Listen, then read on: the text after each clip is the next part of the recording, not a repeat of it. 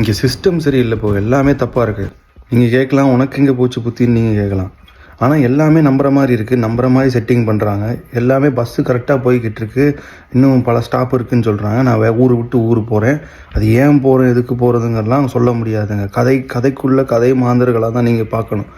நான் போயிட்டே இருக்கேன். அவர் வந்தார். வந்துட்டு நான் கூட இறங்கணுமான்னு பயந்தேன். அவர் இல்லைப்பா இன்னும் கொஞ்சம் நேரம் தூங்கிக்கோன்னு சொல்கிறாரு. பட் ஒரு லாஜிக் என்னென்னா, டிரைவர் ஏன் வந்திருக்கணும்னு நான் யோசிச்சிருக்கணும். பட் கதையோட ஃப்ளோவில் ரொம்ப பார்க்கக்கூடாதுன்னு பல பேர் சொல்கிறதுனால நான் அப்படியே விட்டுட்டேன். பட் இந்த மாதிரி விஷயங்களை எந்த சைக்காலஜிஸ்ட்டும் சொல்கிறதில்ல இது உண்மையான ரீசன்னு சொல்லி. ஆனால் இது மாதிரி எல்லாருக்கும் நடக்குது. ஆனால் இது ஏன் சட்டத்திலேயும் இல்லை, எதுலேயும் எனக்கு புரியல. அதே மாதிரி இதுக்காக இந்த ரீசனை தான் சொல்லி நம்ம போய் வேலையில் போய் சொன்னோன்னா அவங்க காரி துப்புவாங்க. பட் இது ஜென்யூனான ரீசன். நான் இதுக்காக போய் சொல்லணுங்கிறீங்களா? இதுக்காக நான் பஸ்ஸை மிஸ் பண்ணிட்டேன் அப்படி இப்படின்லாம் போய் சொல்லணுமா? இல்லை எங்கள் வீட்டில் ஏதாவது ஒரு பெரிய பிரச்சனையாச்சுன்னு போய் சொல்லணுமா? உண்மையாகவே இருக்க விடமாட்டுறாங்க ப்ரோ.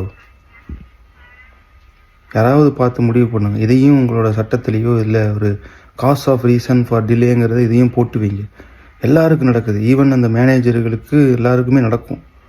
இப்போ நான் போய் என்னன்னு சொல்கிறது வேலையில்? என் மேலே என்ன தப்பு இருக்குது? அவர் தான் சொன்னார் இன்னும் கொஞ்சம் நேரம் தூங்கிக்கோன்னு சொல்லி. நான் என்ன பண்ண முடியும்? ஆனால் அப்போயே யோசிச்சிருக்கணும், எதுக்கு பஸ் டிரைவர் அங்கேருந்து எந்திரிச்சு நீ இன்னும் கொஞ்சம் நேரம் தூங்கிக்கோன்னு சொல்கிறாருன்னு சொல்லி. அவர் எப்படி நடுவில் சொல்லுவார்? அதே மாதிரி யார் இப்படி கொஞ்சம் நேரம் தூங்கி வைப்பான்னு சொல்லுவாங்க.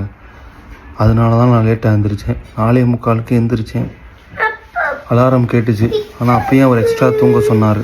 அதனால தான் நான் தூங்கி கடைசியில் 6 மணிக்கு தான் எழுந்திரிச்சேன். 7 மணிக்கு ட்ரெயின்.